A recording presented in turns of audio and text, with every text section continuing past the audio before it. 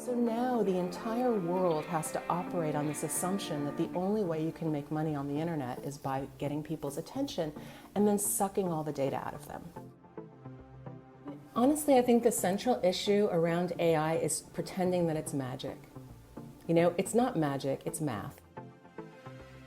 One specific thing that scares me is this idea that AI can interpret human emotion. It is based on really terrible science.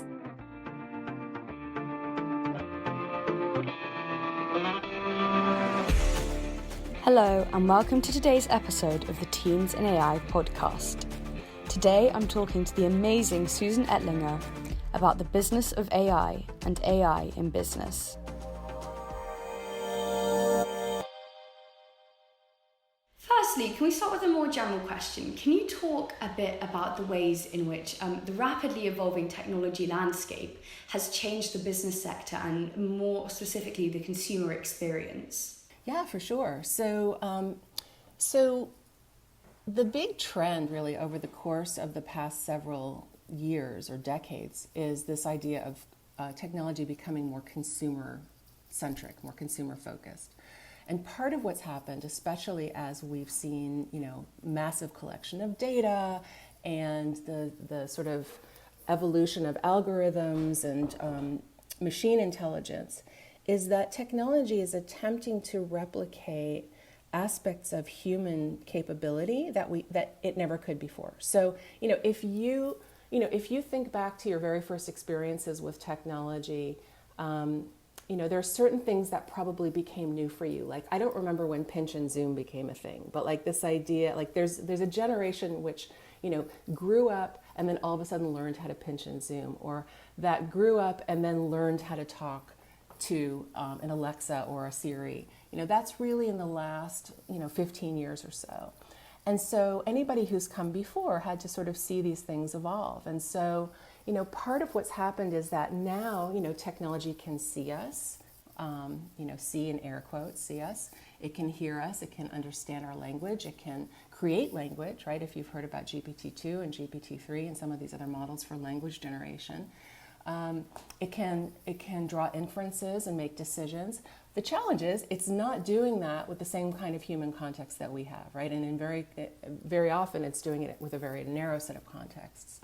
So the big thing is, as technology starts to become more sort of human or humanistic or human, appearing, how can we make sure that we imbue it with capabilities that enable it to behave in the way that we want it to behave, or conversely put some constraints on it so it doesn't go off and do things like disproportionately target Black women, or disproportionately or sort of assign gender to non-binary people, or use dead names or things like that are incredibly harmful. So from a business perspective, the issue is, there are a number of issues. Number one is you want it to work in a way that is, innovative, that drives your business forward, whether you're an architect or a manufacturer or a financial services company or a healthcare company. But you also want it to work in a way that doesn't harm your brand, that doesn't harm your customers, that gives you a pretty decent sense of the world, and that automates the things that humans don't necessarily do as well or do as quickly. And suggests things that are useful and helpful to you, but doesn't distort the world in such a way as to, as to create harm. And I think that's a really challenging effort for a lot of companies, and something that businesses are just really starting to get their arms around. And moving again back towards business and the business advertising side of things, in a world, especially an advertising world, that is so data-centric and becoming increasingly data-centric, how do we safeguard against companies using personal data and maybe collecting too much information for the sake of being competitive?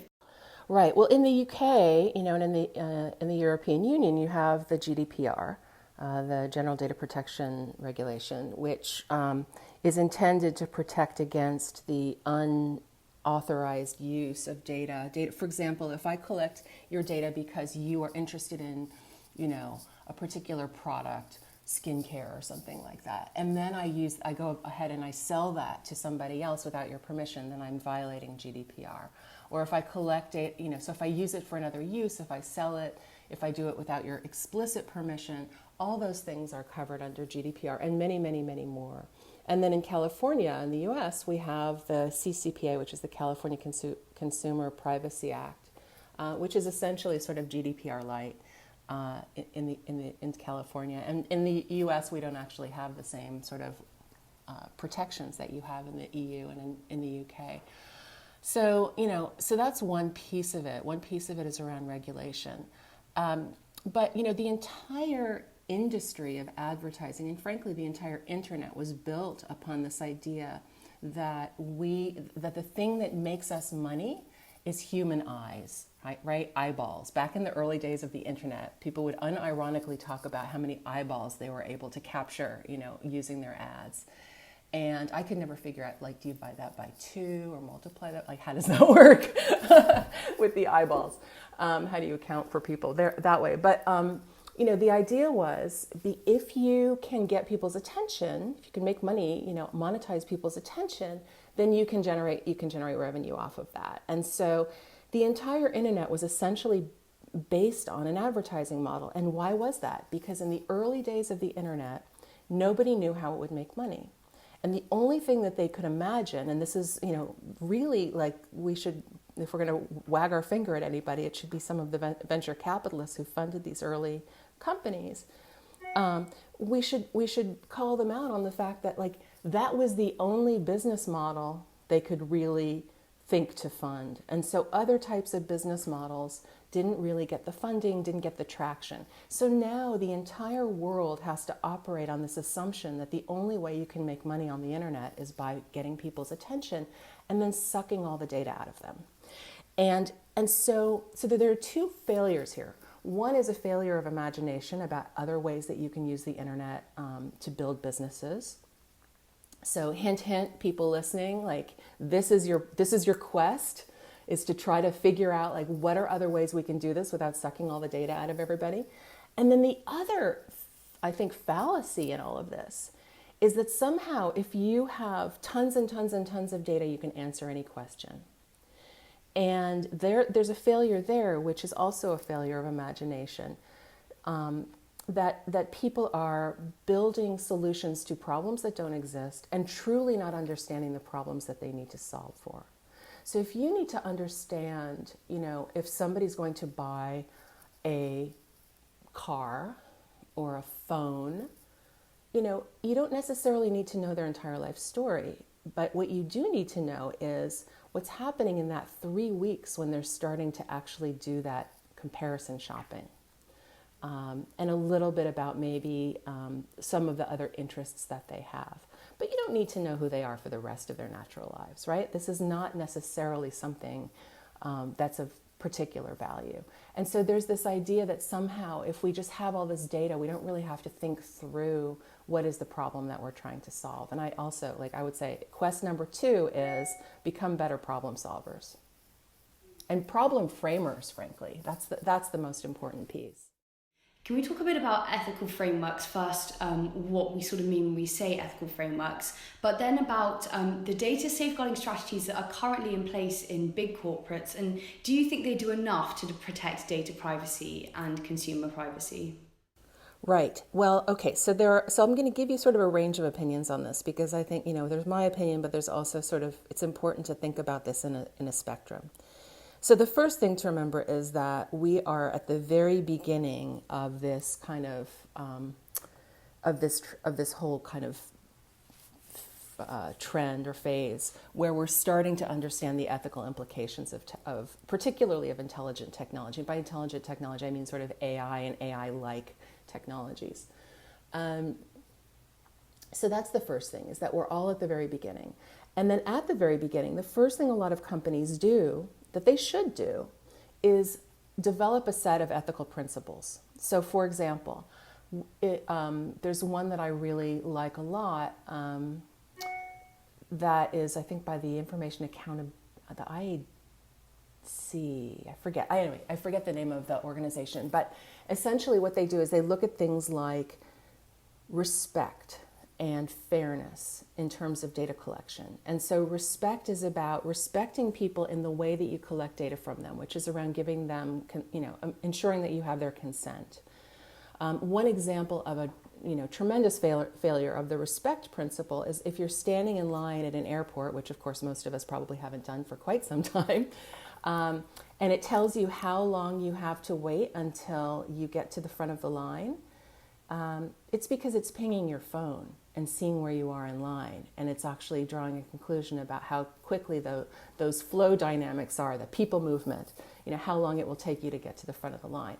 Now, it's a value to you, right? There's a benefit to you that you're actually getting that information because you want to know how long it's going to take you. At the same time, it's not respectful because you have no idea that that data is being collected about you. And so it's just happening in the background. And so that's an example where benefit as a principle, that the data collection should benefit both the user and the collector of the data, and respect are in opposition with each other. Then there's the question of fairness. What happens if then that data is used to pull people out of line because, I don't know, maybe they had a tax problem or an immigration problem or some other thing? There are situations in which maybe that is warranted, and there are situations in which that can be extraordinarily, a huge human rights issue. So the first thing is for companies to come up with these principles. Now, what happened was lots of companies said, oh, we have a set of AI ethics principles. We're going to be fair and respectful. We're going to be beneficial. We're going to be sustainable. We're going to do data minimization. We're not going to collect massive amounts of data. Please be proud of us. We've all come together to do this. Now, there's value in it because you have to have a set of shared ideals and shared values. But it's not just, this is where the ethics washing sort of allegations come in, where people say, well, that's lovely that you did that, but now what's going to happen? And so there has to be a level down where you actually begin to turn that into operations. And so you have to build capabilities in your organization to do that. So one example would be if you have a research and development team that you build in what are called impact assessments into your research papers. So if you develop a new model, you say, well, this model could be used to identify, lost children or children who have maybe been kidnapped or trafficked. It can also be used to do some other things like identify ethnic minorities, for genocidal purposes. And so it's important to make those things clear in the research process. And so, that's very much a standard in academia, but it's not so much a standard in commercial businesses. And so that's starting to become more common. Things like model cards, which are basically, documents that kind of document what is inside of a model and how a model operates. It's sort of like this, nutrition label on the side of your cereal box. To try to give you a sense of what's inside. So, there are lots of different things in terms of agile development, stopping to have ethics reviews and privacy reviews throughout the course of your agile development process, or putting together terms of service around your platform or around your service to say how your customers and partners can or can't use it. And so what we're starting to see from this set of principles that came out really in 2019 and 2018 is more kind of muscle behind and more kind of infrastructure behind the principles to make them manifest and to be able to make sure that people are actually able to follow through with what it is that they're promising. Yeah, it's really interesting. And talking about this way that we regulate and that we look at ethics and that we include all of the right voices, I'm curious as to what currently exists specifically for corporates and big businesses in the way of ethics regulatory boards, so sort of universal ethics regulatory boards, and what would you like to see in the future of that, and how can we, best regulate ethics and include all of these voices? Yeah, I've seen some interesting models, and I think some work better than others. And so without naming names, some companies have both internal boards and external boards, meaning that there's an internal. So, for example, if you're a big technology company and you sell technology to governments, and you have face recognition technology, do you want a government that is known for isolating and identifying and harming ethnic minorities to be using face recognition? You probably do not. On the other hand, you might want it to be used to authorize somebody to enter a building, your office building. So you want Michaela to be able to get to work, but you don't want Michaela's image to be used to identify her in the case that she might be harmed in some way. And so, those internal ethics boards that look at things like use cases. This technology is perfectly suitable for this thing, but it's not okay for that thing. Or it's okay for our customers to do this, but not that. That's really important, and I do see a lot of the large technology platform companies that have developed that capability. Then the next step, or not the next step, because these should all happen at the same time, is to collaborate with and reach out to NGOs and organizations that are human rights organizations, Amnesty International, Human Rights Watch, the Electronic Frontier Foundation, Freedom House, to try to get their point of view. And so those are kind of two quick things in terms of setting up that organizational capacity, because regulation only gets you so far. You have to build that organizational capacity internally. It's like the law that tells you can't cross the street in the middle of a freeway or a highway, tells you one thing, but you need to develop those kind of norms of human behavior, that provide safety for your community. If you had to pinpoint, what would you summarize are the key issues with AI as a business model for corporates who may be using this technology or using the massive amounts of data that these technologies collect? Honestly, I think the central issue around AI is pretending that it's magic. It's not magic, it's math. And, and one of the things about the term AI itself that's so strange is that, or kind of funny, is that a lot of people define AI as something that we can't do yet, and so this idea of, the expectations that we have around the technology are much, much higher than they were 10 years ago, 20 years ago. So 20 years ago, the idea that you would be able to talk to your phone and it would understand you and talk back to you was just that was magic. And now it's normal. And so the biggest issue is around sort of treating the technology like it's magic, not understanding sort of how it works and how the way that it works needs intervention. And then also just frankly overhyping it, right? Because so many companies really want to pretend that artificial intelligence is as good as human capability. And in some senses, if we're talking about calculations and things like that, or looking at massive data sets, sure, I can't read, 300 million data, pieces of data, and then sort them in seconds.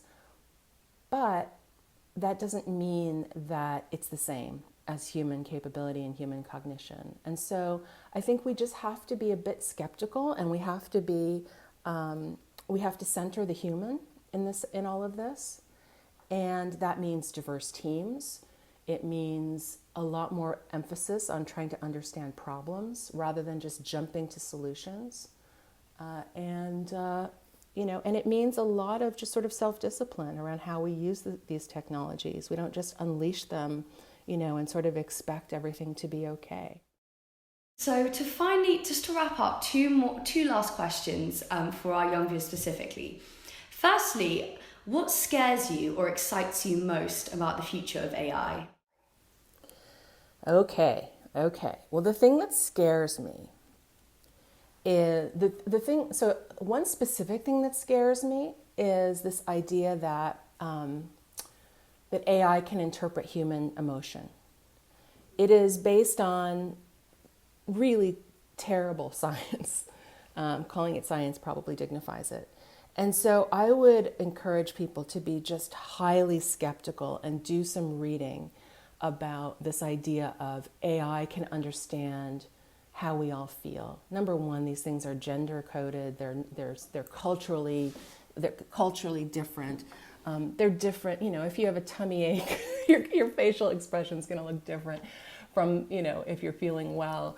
They're all and then there are all sorts of cultural assumptions about what women's faces should look like versus men's faces. Any young woman walking down the street has probably been told to smile 800,000 times because God forbid you should be walking down the street and not smiling. The technology, absorbs all of that.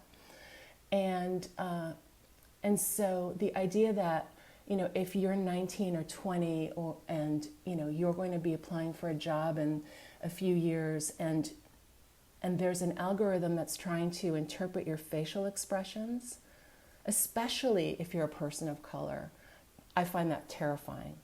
Because number one, it's wrong. And number two, it's wrong. Number three, it is harmful. So that's the scary piece. The exciting piece for me is that there is an incredibly passionate and there's one more scary thing, which is that AI ethics shouldn't be trendy. It shouldn't be fashionable. It shouldn't be a way to signal, to sort of virtue signal. And it's kind of become that. Like when I started working in this area, people would ask me what I was working on, and I would tell them, like, I'm interested in sort of the ethics of technology. They would like back away from me very slowly. Like, let's go, this sounds horribly boring. Like, let's go somewhere else. Now everybody wants to know how to do it. And, I feel like I'm, even though I'm on this call and we're having this conversation, I feel like I'm the last person, right? Because this is something that is so new that we're all just trying to figure out, what are the big problems we need to solve? What are the big issues that we need to deal with?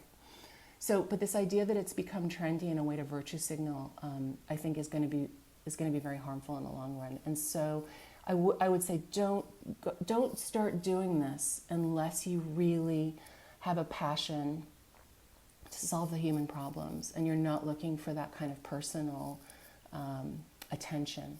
And it's a really hard conversation to have with yourself, especially now. And then the things that excite me about the technology and also about the ways that people are using technology is that I can now have a conversation like this with you, right? I couldn't have that conversation a few years ago. There wasn't the same awareness. What's interesting though, and I will say this, from the, the perch of wisdom, is that the people who would come up to me, but back in the olden times when I could go out and actually do speeches and talks around the world, is the people who'd come up to me at the end were people of color, women, young people. Like, they get it. You all get it. It was the older folks, the people in my generation, who were saying, well, that doesn't really, I don't know how we're going to do that, so let's focus on something else. Or that's not about innovation, that's about stalling innovation. Don't believe it. It's BS. Innovation and trust can coexist. So that is my last sort of pearl of wisdom for all of you. Don't let them scare you. Don't let them shake you off. But have a passion about it. And if you don't have a passion about it, find something that you do have a passion about and go do it, because chances are that's going to be critically important. Thank you for listening to this week's episode of the Teens in AI podcast, and thank you, Susan, for coming and talking to us. Tune in next week as we talk to the amazing Yona Welker about neurodiversity and AI